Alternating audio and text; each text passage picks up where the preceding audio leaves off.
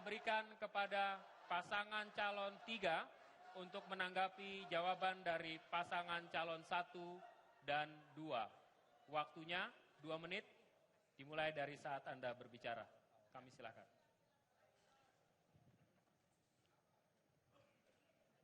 Ketika bicara tentang kebutuhan bagi penyandang disabilitas, maka apa yang disampaikan tadi baik. Tapi semuanya mengasumsikan kami tahu semua solusi. Padahal tidak.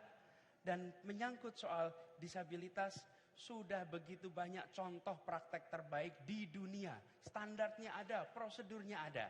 Di kita adalah justru melibatkan. Dan komitmen kami, ini yang berbeda.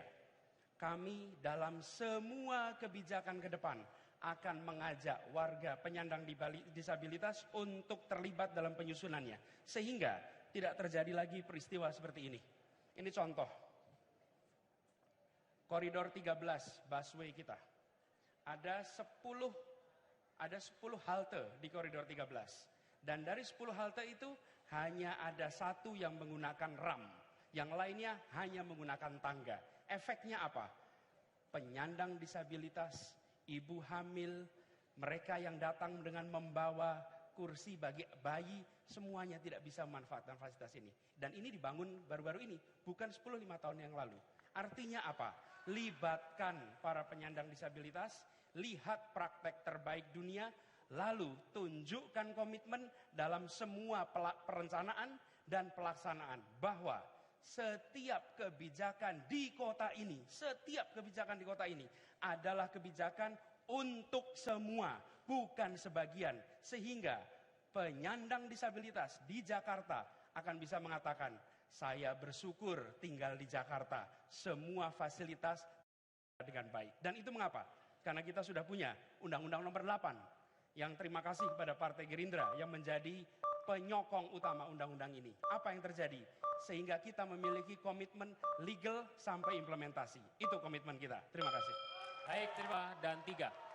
Waktu dan kesempatannya kami persilakan 2 menit dari mulai Anda menyampaikan jawaban. Bu, silakan. Bicara masalah mainstreaming gender, pengarus utamaan gender. Ini artinya perempuan itu, saya perempuan loh, itu mesti dimulai dari mulai perencanaan, pelaksanaannya sampai evaluasi. Dan kemudian ini bukan hanya sekedar yang namanya rencana induk saja, tetapi bagaimana prakteknya. Masa PKK harus dibatasi? PKK itu kan adalah gerakan masyarakat yang lahir dari bawah, bukan harus dibatasi. Nah, kemudian berbicara juga bukan hanya perempuan. Kalau kota yang aman untuk perempuan dan anak, pasti aman untuk semua. Dan saya berpikir bahwa ketika kita berbicara tentang disabilitas, saya pengen konkretnya aja deh. Ada nggak sih di kantor balai kota yang namanya disabilitas bekerja? Dia kan bisa jadi keluar masuk surat bisa. Kemudian di BUMD kita bisa loh, bisa betul bahwa misalnya dia bisa di IT dia bisa mengerjakan itu. Tapi sudah ada berapa? Nah ini yang perlu dipertanyakan. Saya ingin yang konkret-konkret saja. Dalam arti bahwa dasawisma kalau di masyarakat PKK-nya jelas harus digalakan. Jumantik itu luar biasa loh, jangan dibatas-batasi. Mereka juga honornya perlu ditingkatkan loh karena bekerjanya dari hati. Nah kemudian bicara juga anak. Nggak usah jauh-jauh loh, kalau RPT juga ada kata jauh ya dari tempatnya. Kenapa tidak? Dulu saya pernah wali kota Jakarta Pusat, kantor-kantor kelurahan itu bisa loh tempat ruang bermain untuk anak-anak dan ibu. Bisa ada tanaman.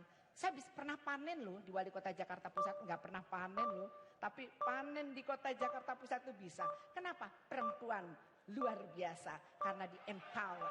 Terima kasih. Bu, selanjutnya terima kasih atas kerjasamanya. Pasangan nomor 2. Waktu dan kesempatan Anda menanggapi jawaban dari paslon 1 dan 3 Pak. 2 menit silakan. Ya, saya kadang-kadang mohon maaf pada pasangan calon 1 dan nomor 3.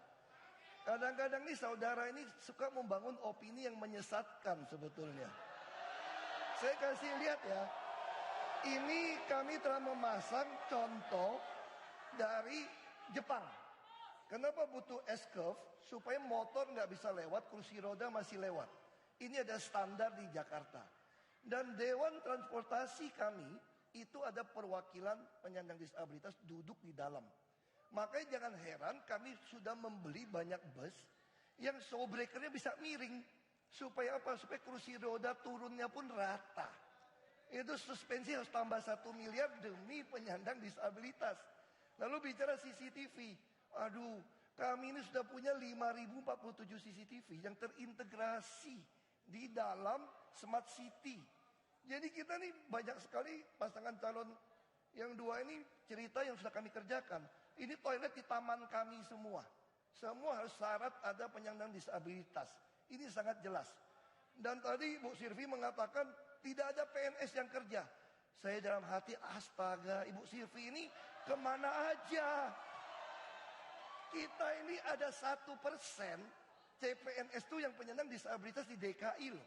Makanya untuk undang-undang yang baru kami akan tingkatkan 2%.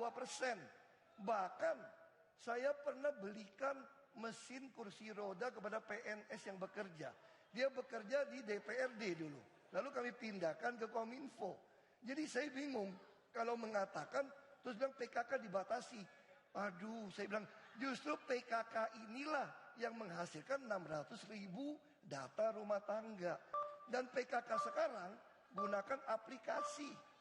Jadi yang tersingkir itu yang tidak mau berubah. Jadi mohon maaf banyak data yang sesat. Terima kasih. Terima kasih. Kian hangat